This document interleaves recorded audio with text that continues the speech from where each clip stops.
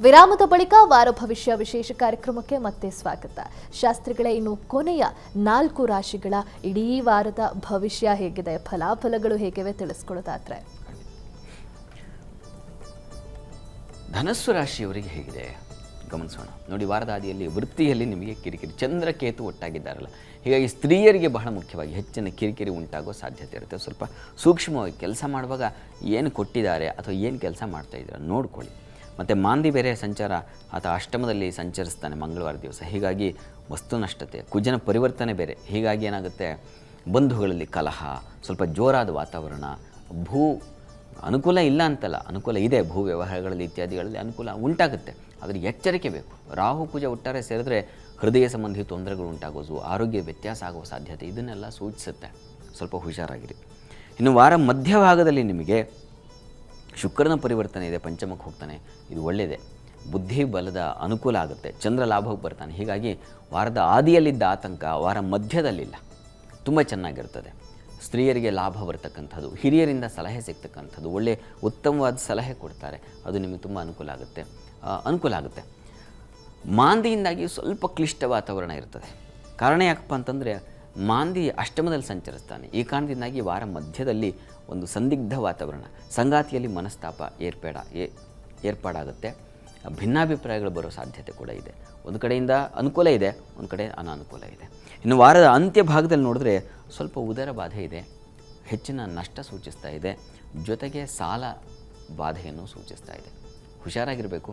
ಧನುಸ್ಸು ರಾಶಿಯವರಿಗೆ ತುಂಬ ಉತ್ಕೃಷ್ಟವಾದ ಫಲ ಇದೆ ಅಂತ ಏನು ಹೇಳಲಾರೆ, ಸ್ವಲ್ಪ ಜಾಗ್ರತೆ ಬೇಕು.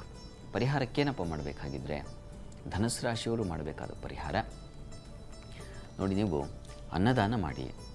ಬಹಳ ಮುಖ್ಯವಾಗಿ ನೀವು ಕ್ಲಿಷ್ಟತೆಯನ್ನು ಅನುಭವಿಸ್ತೀರ ವಾರ ಮಧ್ಯಭಾಗದಲ್ಲಿ, ಈ ಕಾರಣದಿಂದಾಗಿ ಈ ದುರ್ಗಾ ಸನ್ನಿಧಾನಕ್ಕೆ, ಅಮ್ಮನವರ ಸನ್ನಿಧಾನಕ್ಕೆ ಪಾಯಸ ನೈವೇದ್ಯ ಮಾಡಿ ಅದನ್ನು ಸ್ವೀಕರಿಸಿ, ಅದು ತುಂಬ ಅನುಕೂಲ ಆಗುತ್ತೆ. ಅದರ ಜೊತೆಗೆ ಈ ಅನ್ನದಾನ ಮಾಡಿ.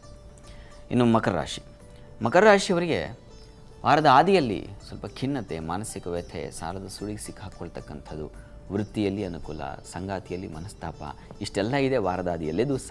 ಅದು ಚಂದ್ರ ಹಾಗೂ ಮಾಂದಿಯರಿಂದಾಗಿ.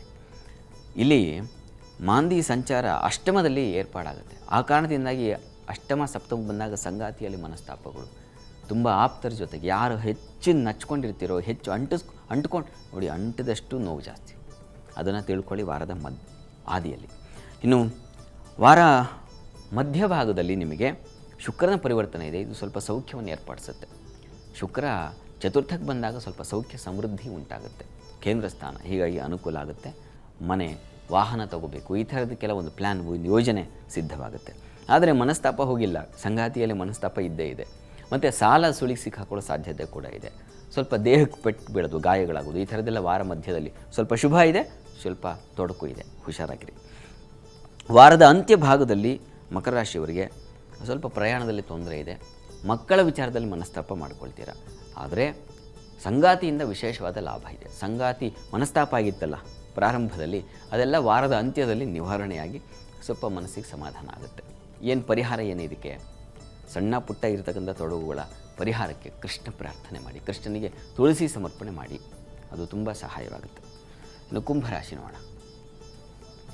ಕುಂಭರಾಶಿಯವರಿಗೆ ವಾರದ ಆದಿಯಲ್ಲಿ ಸಂಗಾತಿಯಲ್ಲಿ ಮನಸ್ತಾಪ, ವ್ಯಾಪಾರಗಳಿಗೆ ಸ್ವಲ್ಪ ತೊಡಕು. ಕಾರಣ ಏನಪ್ಪ ಅಂದರೆ ಮಾಂದಿಯ ಸಂಚಾರ, ಸಾಲ ಮಾಡಿ ಆದರೂ ತಂದು ವ್ಯಾಪಾರ ಮಾಡಬೇಕು ಅಂತಕ್ಕಂಥ ಒಂದು ಹುಂಬತನ ಬಂದುಬಿಡುತ್ತೆ, ಅದು ಒಳ್ಳೆಯದಲ್ಲ. ಸ್ವಲ್ಪ ಸಮಾಧಾನವಾಗಿರಿ. ಚಂದ್ರ ಬೇರೆ ಅಷ್ಟಮದಲ್ಲಿ ಅಷ್ಟಮಕ್ಕೆ ಸಂಚಾರ ಆಗುತ್ತೆ ಅವನು, ಈ ಕಾರಣ ಅಷ್ಟಮದಲ್ಲಿ ಸಂಚರಿಸುವಾಗ ತುಂಬ ನಷ್ಟವಾಗುತ್ತೆ. ಆರೋಗ್ಯ ಮುಖ್ಯವಾಗಿ ಸ್ತ್ರೀಯರಿಗೆ ವಾರದ ಆದಿಯಲ್ಲಿ ಆರೋಗ್ಯ ಏರುಪೇರಾಗ್ತಕ್ಕಂಥ ಸಾಧ್ಯತೆ ಇದೆ, ಸ್ವಲ್ಪ ಹುಷಾರು. ಕುಜನ ಪರಿವರ್ತನೆ ದ್ವಿತೀಯ ಬಂದರೆ ಆತೇನಪ್ಪ ಮಾಡ್ತಾನೆ, ಹಲ್ಲಿನ ನೋವು, ಬಾಯಿ ಹುಣ್ಣಾಗೋದು, ಇದೆಲ್ಲ ಜಾಸ್ತಿ ಆಗುತ್ತೆ, ಸ್ವಲ್ಪ ಹುಷಾರು, ಸಮಾಧಾನವಾಗಿರಿ. ಆಹಾರ ಸ್ವೀಕರಿಸುವಾಗ ಸ್ವಲ್ಪ ಹುಷಾರಾಗಿರಿ. ಇನ್ನು ವಾರ ಮಧ್ಯಭಾಗದಲ್ಲಿ ನಿಮಗೆ ಶುಕ್ರನ ಪರಿವರ್ತನೆ ಇದೆ, ಸ್ವಲ್ಪ ಅಷ್ಟೇನು ತೃತೀಯದಲ್ಲಿ ಅನಾನುಕೂಲ, ಅದೇನು ಅನುಕೂಲ ಇಲ್ಲ. ಆದರೆ ನೀವು ಮಾಂದಿ ಕೂಡ ಷಷ್ಠದಲ್ಲಿ ಪಂಚಮದಲ್ಲಿ ಸಂಚರಿಸುವಾಗ ಮನಸ್ಸಿಗೆ ವ್ಯಥೆ ಆಗುತ್ತೆ.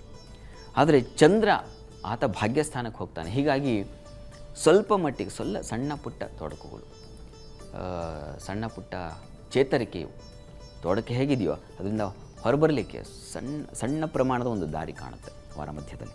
ವಾರದ ಅಂತ್ಯದ ವೇಳೆಗೆ ಸ್ವಲ್ಪ ಚೇತರಿಸ್ಕೊಳ್ತೀರ, ಕೆಲಸ ನಿಮಗೆ ತುಂಬ ಸಹಾಯ ಮಾಡುತ್ತೆ. ಕೆಲಸದ ವಾತಾವರಣ, ಕೆಲಸದ ಸ್ಥಳ, ಅಲ್ಲಿ ನೀವು ಸ್ವಲ್ಪ ಆರಾಮಾಗಿರ್ತೀರ. ಆದರೆ ಪ್ರಯಾಣದಲ್ಲಿ ತೊಂದರೆ ಇದೆ. ಕಿವಿ ಹಾಗೂ ಗಂಟಲ ಬಾಧೆ ಸೂಚಿಸುತ್ತೆ, ಸ್ವಲ್ಪ ಹುಷಾರಾಗಿರಿ.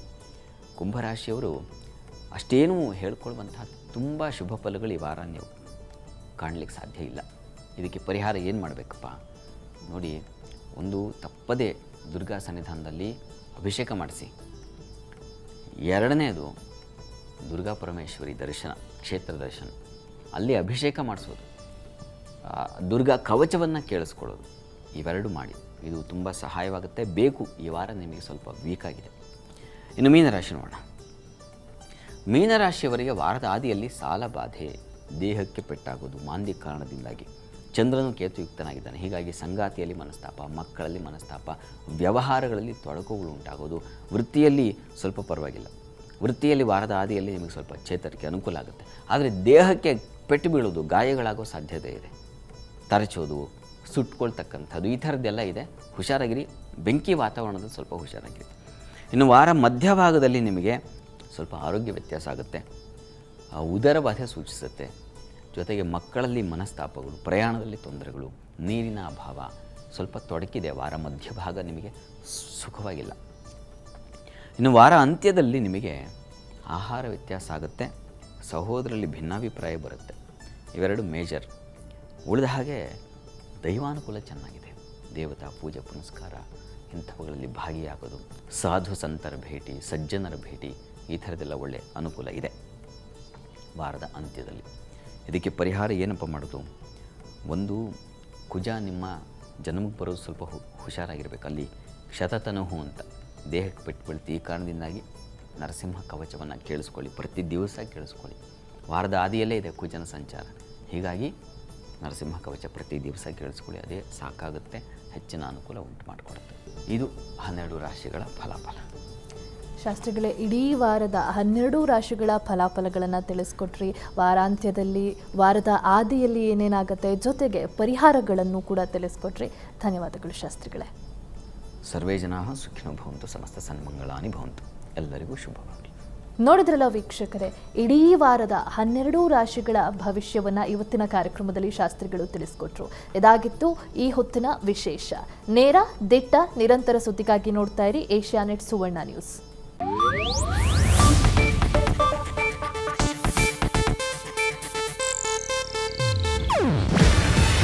ಇದು ಏಷ್ಯಾನೆಟ್ ನ್ಯೂಸ್ ನೆಟ್ವರ್ಕ್ ಪ್ರಸ್ತುತಿ.